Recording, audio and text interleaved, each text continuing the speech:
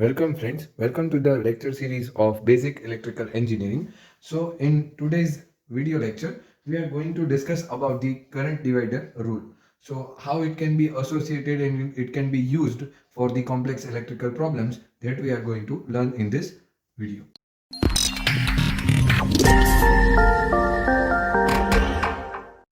So to understand this rule, we are taking one simple circuit.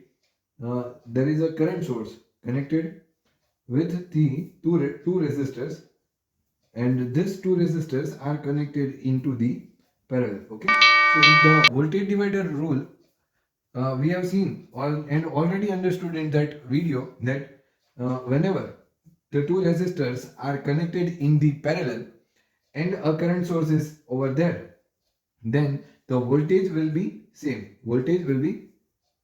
and the current will be divided. Okay, that we have understood. So in this thing, there are two voltages will be there for the R1 and for the R2. So for the R1 voltages will be V1. R1 के जो voltages होंगे वो V1 होंगे, R2 के जो voltages होंगे वो V2 होंगे.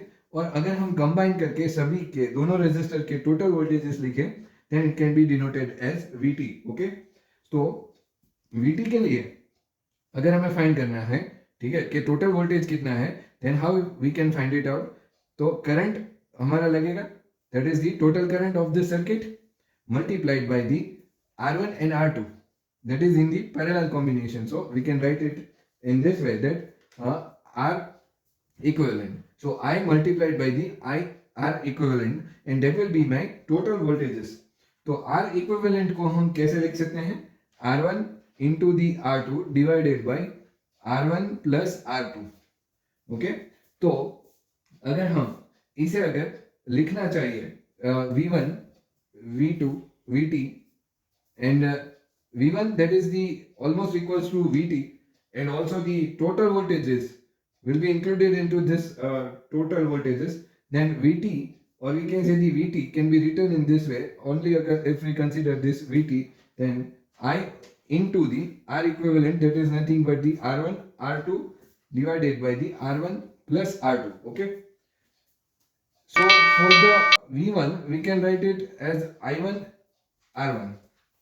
Okay, so if we compare this both VT and V1, then it can be written in this way that I1 into R1 is equals to I multiplied by the R1 into the R2 and divided by R1 plus R2. तो अगर आप अच्छे से देखें, then R1 is both are common on both the sides. तो R1 जो है वो दोनों कैंसल्ड आउट हो जाएंगे. तो I1 जो है मेरा वो क्या मिलेगा? The I1 is equals to I multiplied by the R2 divided by R1 plus R2. So for the first we can say the voltages, we can write this thing that V1 is equals to here it will be I1 only. I1 is equals to I multiplied by R2 divided by R1 plus R2. And secondly, for the I2, we can write this thing, the total current. This I is nothing but my total current into the circuit multiplied by, now what will be over here? It will be R1. क्योंकि जब I2 आप consider कर रहे हो, then I2 multiplied by the R2.